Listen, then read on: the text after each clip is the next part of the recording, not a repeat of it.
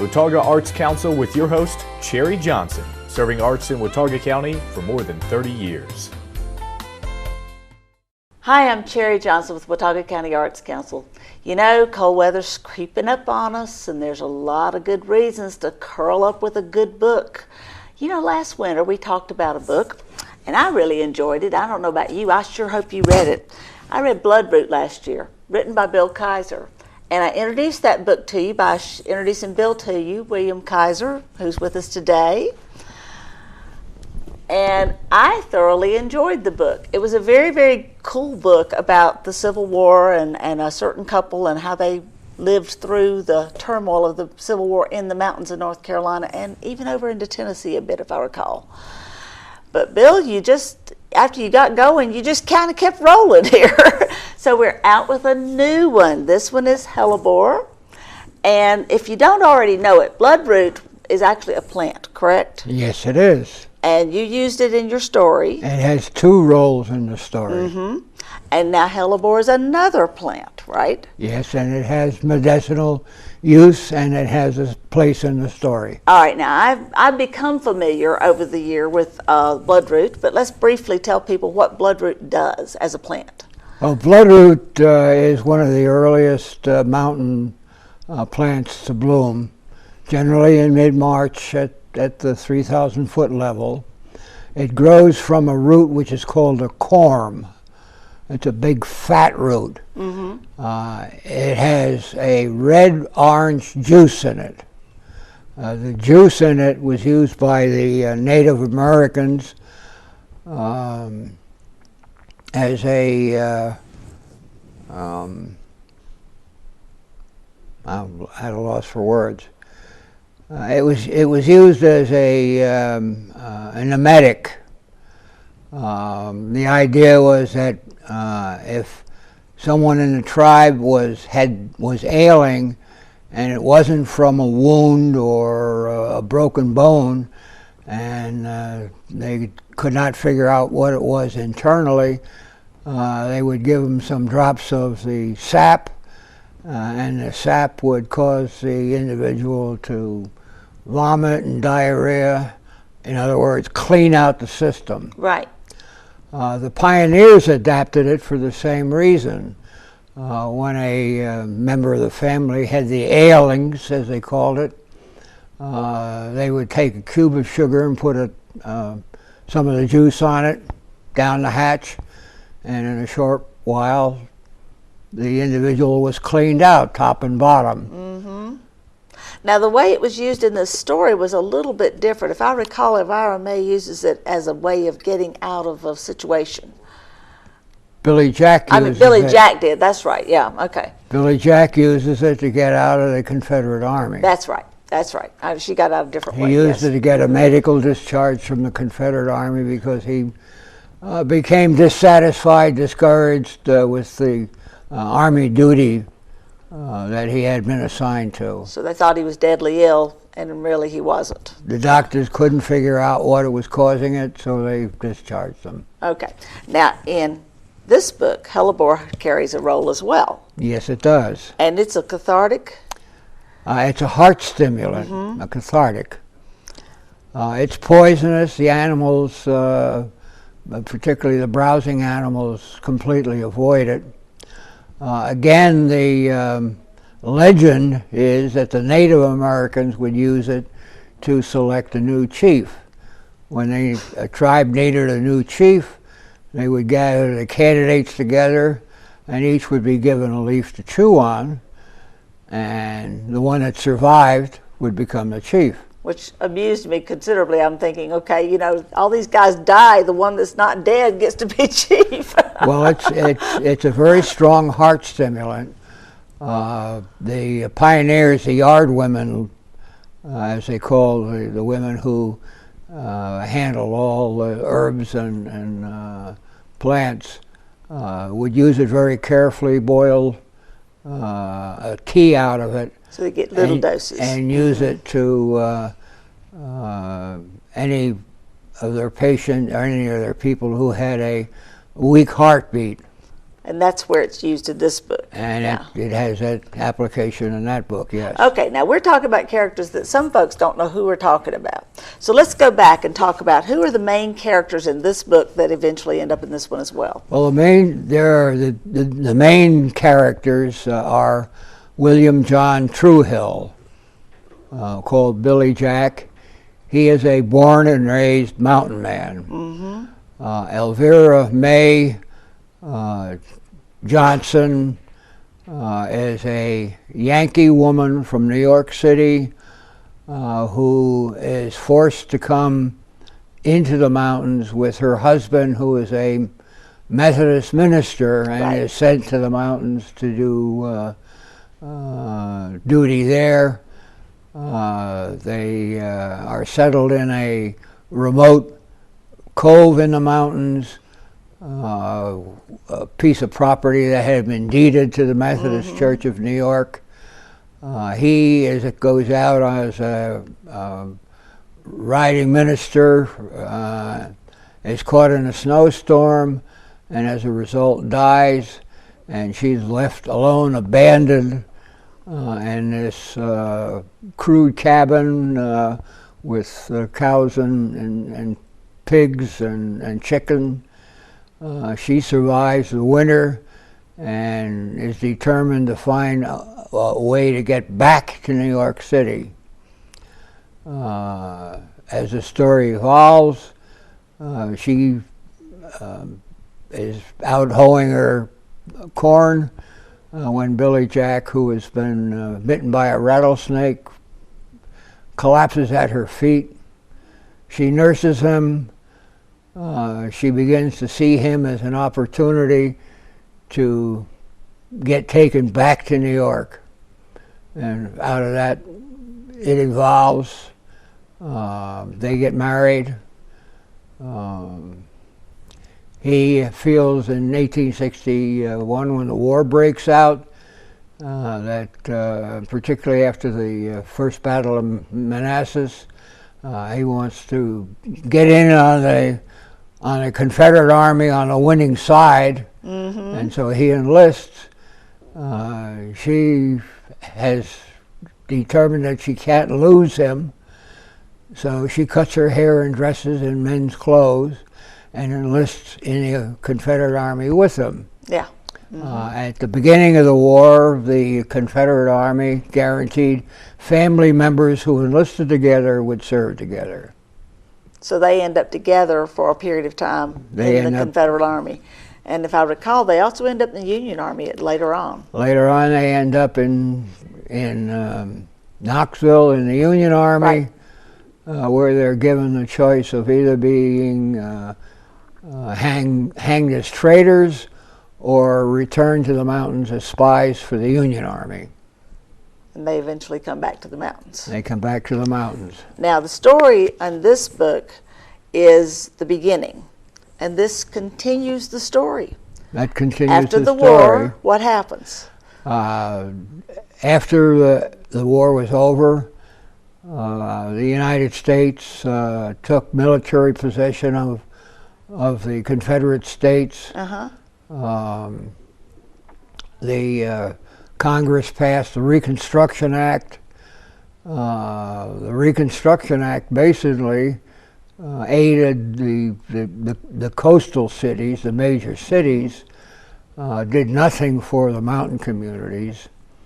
During the Civil War, there was almost as many mountain men enlisted in the Union Army as enlisted in the Confederate Army. The war is over, they're released, they come back to the mountains, to their homes, and they continue the Civil War. Only it then becomes designated as the family feuds. And this is the beginning of a lot of family feuds. And this is the beginning of a lot of family feuds. In my research, I've talked to a lot of families who have their roots back in this country, even before the Revolutionary War. And some of them are brought up to dislike, hate members of another family that live down in the creek bed or up on the ridge. They don't remember why. except that it had something to do between the two families during the Civil War. There's a story I heard several times about a grown woman who had been told by her family that her family always voted Republican. And she, being a sort of a free spirit, didn't understand why the family should vote Republican. And she hunted up, her parents didn't know, so she hunted up an elderly 90-year-old aunt who told her the story that her great-great-great grandfather, whatever level that was a salesman for a firm, came to the mountains as a salesman, at a bar, got into an argument with another man over the politics, and the other man shot him. The man that shot him was a Democrat, and since then the family has always voted Republican. I don't know if it's true, but it's a good story. And at this particular time of the year, it's a definitely pertinent story. It fits in what's going on in the world, in this country today. Yes, it does. Well, now, Hellebore is, it continues on through, how many years do you think after the Civil War? Hellebore goes from 1865, the end of the Civil War, through the 1872 election, right, about halfway the Reconstruction period. Now, lest you think this is strictly a story about politics or about feuds or whatever else, there's action in these stories as well. I'm going to ask Bill to read a little section out of one of his books. Tell us what's going on in this little section. Well, Billy Jack and Elvira May return to their cove where they live. She has a son. Billy Jack takes up hunting for sustenance as well as farming, which he hates. As the story evolves, a northerner lumber company executive comes into the area and meets Billy Jack. He's introduced to him through the banker. This individual wants to hunt a cougar, which is the mountain lion of the yes, eastern mountains. And he talks Billy Jack into leading him. Billy Jack then conscripts 2 men from the nearby town, and the 4 of them go off in the mountains to track a particular cougar who's called Old Devil and has been plaguing the local residents for years. They spot the cougar. The Yankee snaps off a shot at him, wounds the cougar, and then Billy Jack says, well, we've got to go after him. We don't leave a wounded animal. But the executive says, no, I'm not interested. I shot him. I'm going back. And he takes the 2 guides and they leave, and Billy Jack begins tracking the wounded cougar. All by himself. All by himself, because even hunters today live by the motto that you do not leave a wounded animal. Mm-hmm. So he follows the trail of the cougar through the mountains. He came upon a small open area. It looked to be 10 or so feet wide and about 20 feet long. There was a slight rise at a low ridge on the right. Low trees and an almost solid wall of mountain shrubs grew on the left side.